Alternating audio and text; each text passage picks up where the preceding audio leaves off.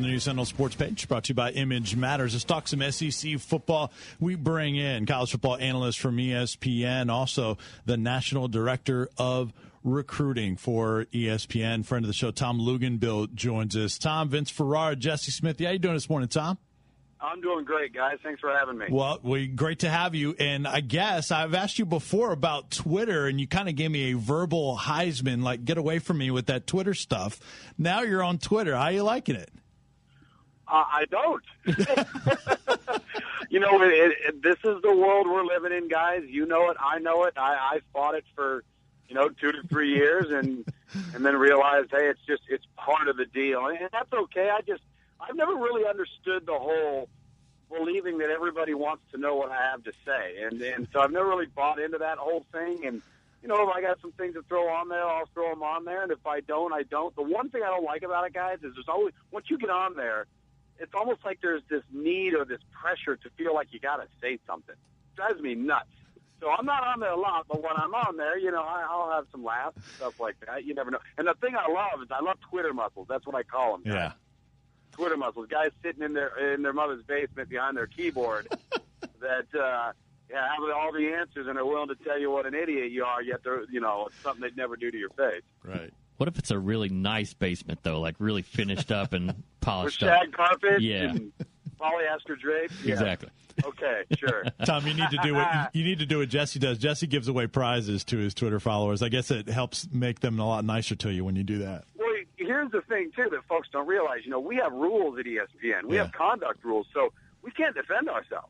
Right. And so what I've always chosen to do is I don't care what people say about me, good or bad, so I retweet things. So somebody just rips me, I just retweet it. And then it goes out to all my followers, and then they all come in and join in on the fun, and it turns into a big soiree. Well, I don't know what you put on Twitter, what all you put on there yet, but just as far as the BCS standings, they've come out, and of course Alabama, Florida, number 1 and number 2, and just maybe out of the top 10 in the BCS, who do you think maybe is most likely to lose this weekend?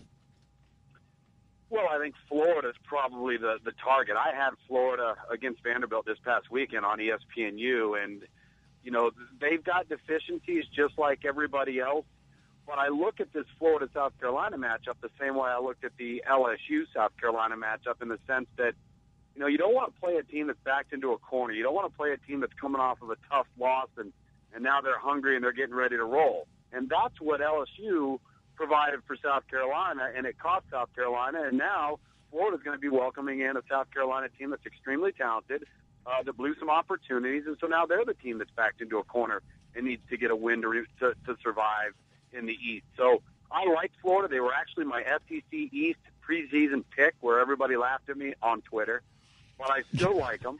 I still think they've got an opportunity to be a special football team, and I wouldn't argue right now with the BCS ranks in relationship to the body of work that's been provided yet. Tom, personally, I got Kansas State pegged as the next team to lose. And I think if you look at the rest of their schedule, I mean, those final 6 games for them, there's a possibility they could lose 3 or 4 of those games. Well, they absolutely could.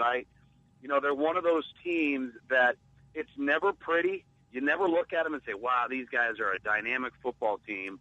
But they find ways to win. They wear you down. They don't beat themselves. They're not a heavily penalized team. They don't turn the football over.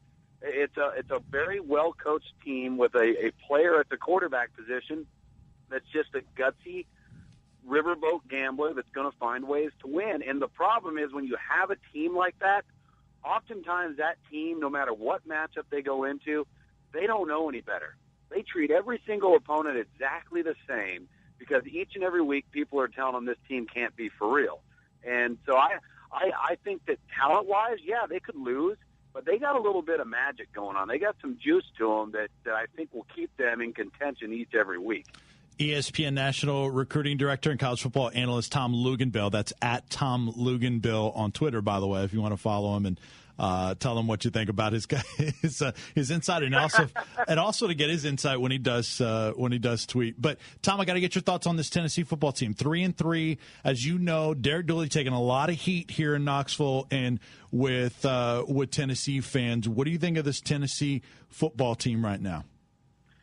Well, they're a team that obviously is fast and athletic, and they've got the ability to be an explosive offense. And statistically, you look at them, and they're in the bottom third, bottom 2 or 3 teams in some of the categories that truly matter. You know, points scored against, total defense. Obviously, you know, interesting that they are 14th in sacks on defense, which means they're not creating a lot of big plays, not putting people in a lot of second and third and long situations to get a team backed up, and as a result, they give up a lot of big plays.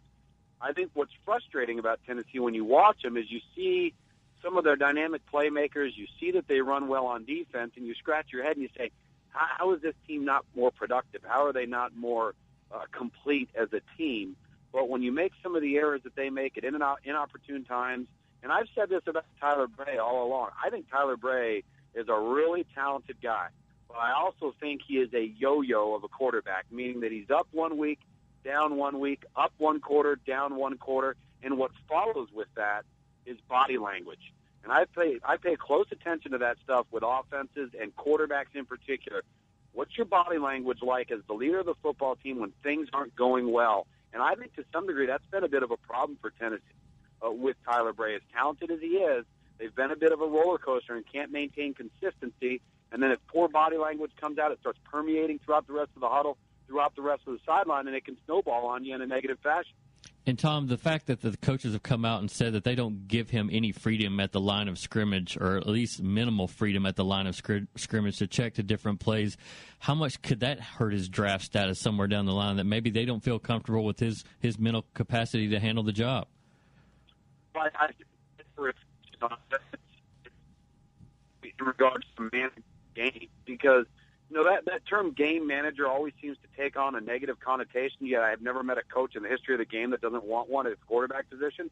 And so I look at that as a positive. If they're concerned about him being able to manage the game at the line of scrimmage, get out of a bad play, get into the good one, whether it's the NFL, whether that's on the horizon for him, or whether it's the current state of this football team, which right now is far more important, if that's limiting your ability to create mismatches, to put yourself in the best position to compete and win, then, yeah, I think that's got to be a significant concern without question.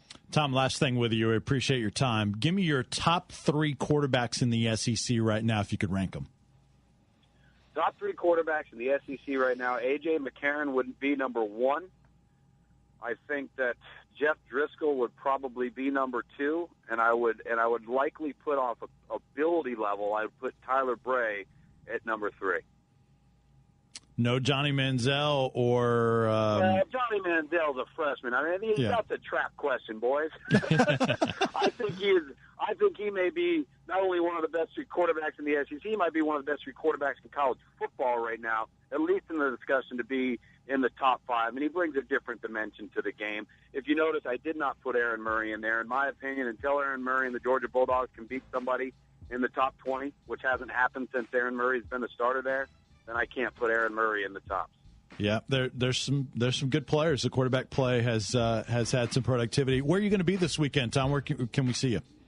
We are on ESPN2 Thursday night with a fantastic matchup down in Florida for high school football. Sandalwood and DeLand, multiple high-profile recruits going to be on both of those teams in that game, and then I'll be in studio on Saturday with all of our college wrap-up coverage. We'll get you on to talk some recruiting again real soon and tap into that inside. Tom, really appreciate the time. Always great to visit with you. You bet, guys. Thanks for having me. Thanks. That's Tom Luginbill from ESPN, college football analyst, national director of recruiting for ESPN.